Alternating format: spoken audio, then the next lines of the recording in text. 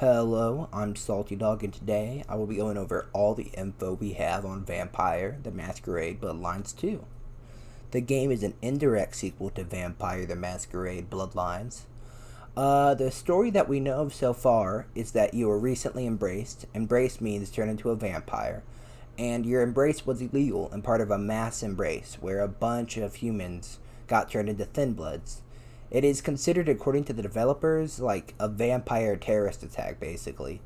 You're only allowed to make other vampires with the prince's permission.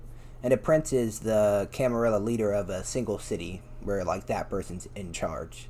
So basically the leader of a single city. Like that's the only way allowed to turn a person into a vampire usually. So you start out as a thin-blooded vampire, which is the weakest of all vampires. That means you're probably like a 15th generation vampire, which is the weakest, you know. You don't have as strong blood powers. You're not part of any clan. Although in this game, they were actually buffed from the tabletop and the previous game. So they do start with more powers, you know. They're a little bit more powerful in this game. They got buffed. After the mass embrace, all the factions of the cities want to get to the bottom of like who did it, why they did it. And you're the star witness, so it's up to you to choose alliances, what factions you support, what clan you're going to join. The game is actually being written by the writer of the first game, which the writing's fantastic in the first one if you've ever played it, and I recommend you do play it. And there are more role-playing options, which is always appreciated. You get to customize your character, as opposed to the first game, where an appearance was generated for you based on what clan you picked. So, again, very welcome additions. You get to choose your background, which will give you buffs, and it'll affect how the world like perceives you and reacts to you. If you have the cop background, when you walk into a police station, that's going to give you like a different reaction and results than if you choose the barista background and walk into a police station. I could only find 3 confirmed backgrounds, which are cop, barista, and coroner. So, you know, obviously I'd imagine there's going to be a lot more than that. The game is supposed to be very, like, reactive, according to the developers, where every choice counts, which factions you side with, and what clan you choose, and your background will all, like, supposedly affect your playthrough in very different ways, depending on, like, the combination. The game this time takes place in Seattle, as opposed to Santa Monica, like the first game, and Seattle will have a lot more unique ways to move around, like, depending on the blood disciplines that you choose. One of the disciplines you can turn into mist. You can like go through grates and stuff. You can see like how that would be useful in combat and while you're traveling. And then of course you can also, there's another blood discipline where you can glide and summon bats. And both of those are thin blood disciplines. The combat in this game is first person and will be fast and melee focused. The devs said they were inspired by Dishonored, which you know, that makes sense because the Dishonored combat is, you know, very fast and melee based. As your vampire gains more powers, they will eventually get to join one of the 5 clans. They are the same as the last game. Each clan has different abilities as well as strengths and weaknesses. The Bruja are physically strong. The Tremere wield blood magic. The Toradir are supernaturally seductive. The Venitru are dangerously authoritative. And the Malkavians suffer madness that allow them to see the hidden truths of the world. I'm not going to do an overview of all the factions. There are 5 of them. First up is the Pioneers, a collection of individuals from many different clans unified by their idealistic and romantic notion of Seattle as the last frontier. The Pioneers held Seattle for the biggest part of the city's existence. Having lost so much in the last 20 years, they have become quite skeptical of the changing world, including any fledgling looking to join. The Vampire and Prince Lou's group include loggers, fishermen, bootleggers, old money families, musicians and artists, and many other long-time Puget Sound inhabitants, and they fight tooth and nail to preserve whatever remains of their old world, and of one another. The Pioneers were in the city first, but their power and influence is crumbling. They've lost control of most of the city, and they want it back. The second faction is the Camarilla, who might be familiar if you played the first game.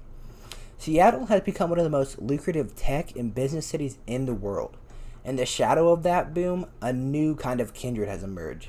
Sleek, business-minded, ready to influence the city from the top floor boardrooms. Led by Prince Cross and ingrained in the corporate landscape of Seattle, the Camarilla have managed to turn its connections to tech billionaires and investment bankers into dominion over Seattle. The Camarilla are the largest faction in the city and the most wealthy. They will uphold the Masquerade at all costs. The third faction is the Baron. Nobody likes the Baron and his people until they need something done or procured quickly and quietly. Someone will play this part in any city. Many of Seattle's powerful tell themselves that it's just as well to farther indebt yourself to the devil you know. No matter who you are, no matter what you did, no matter who you're running from, the Baron has a job for you. Promotion and power come quickly in this organization, if you can stomach the work. A Baron is actually a title usually reserved for an Anarch leader, and an Anarch are opposed to the Camarilla, as they don't think that, they need all these rules and stuff. They think that they just need each other. But we don't know if this is the case for the Baron in the game. We don't know if he's an Anarch leader. The fourth faction is the Newcomers. It's said that the Tremere clan knows more about the true potential of kindred blood than any other.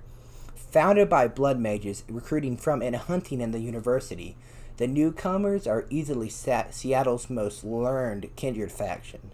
Kindred means vampire. Lately, their ranks have swollen with occultists, scholars, college students, runaways, and more than a few defectors from the other factions. They just arrived in town, and nobody knows what to make of them. The Baron considers them his biggest enemy, and war may be on the horizon. The fifth faction is the Unseen. Seattle has been a city of drifters, transient, and homeless for almost as long as it has existed.